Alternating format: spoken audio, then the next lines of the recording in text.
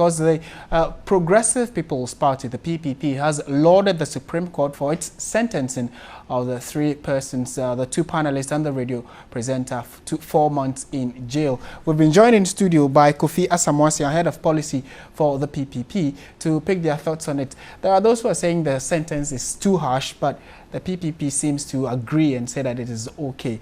Good afternoon, Mr. Asamoah. Yeah, sure. Good afternoon. Yes, to start with, what do you make of, I mean, do you remain with your position by saying this is too harsh? And what does the PPP make of the pressure on President Mahama to invoke Article 72? Well, that's two questions in one. Yes. Let me take the pressure from the ministers first. I think to see ministers of state, Madam Hannah Tete, I have a lot of respect for. Madam Valerie Soya and Okudzeto Ablakwa and all those people signing the petition. It's a bit disappointing to bring that kind of unnecessary pressure to bear on the president because it's defeating our effort as a country to build up a crop of politicians who can do politics in a different way, devoid of violence, abusive or caustic words being used, and also the use of deliberate intimidation or intimidatory tactics. And I think that the reason why I also say is disappointing for the ministers to do that is that we need to be able to lift up the game and make sure that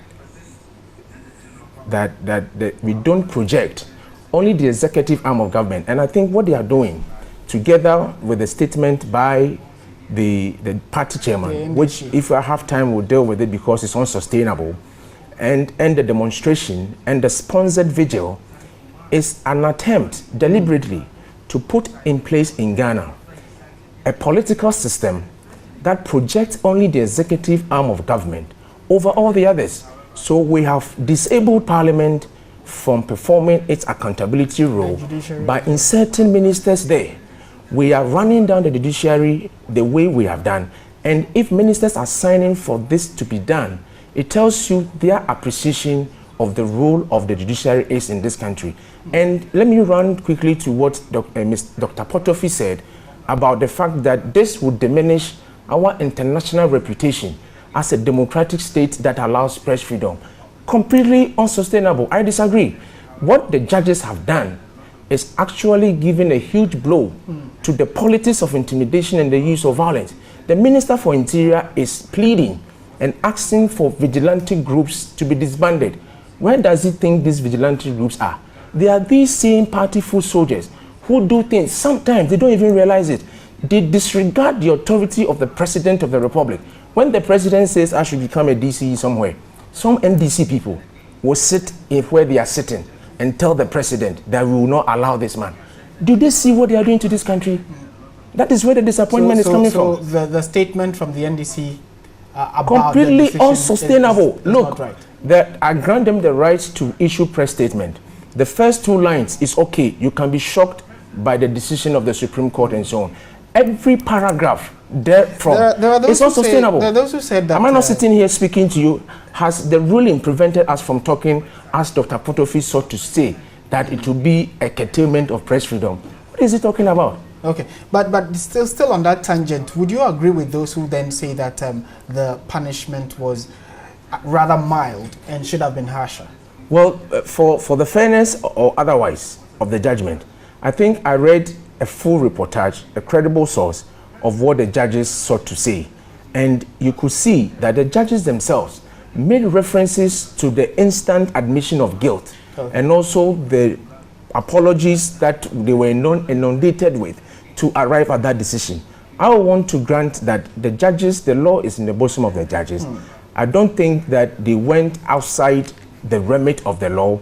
There are some who have even argued that the punishment can go up to 2 years, 3 years, and so on and so forth, even if the Attorney General decided to take up the matter of threat of harm and death. So for us, you see, I don't wish prison for anybody. Alistair Nelson is my friend. I know him to be, he's actually a member of the PPP. He was a member of the PPP. He has been taken and ushered into the NDC. So that record must also be played out. I don't wish that he's in prison, but I have a responsibility as a member of a political party, under the constitution to shape the political views of Ghanaians. I will not support deliberate running down of state institutions. It is not correct. Even parliament, don't they call people there when there are issues of contempt? So the matter that we are discussing, we want to grant the judges what they have done, that they needed to do what they have to do, and they have done it. And for us, we wish that the gentleman didn't go there, but we need to cure that mischief that is bigger than anybody's emotions. Look, the NDC people are saying that they won't vote for President Mama. That's good riddance. All these hardships they are going through, you won't vote for the president to come again. It's okay. It's okay. So the president should not be tempted by the call, by his party foolishness. He should be interested in the constitution upon which he has become president and leave something for posterity. Okay. All right.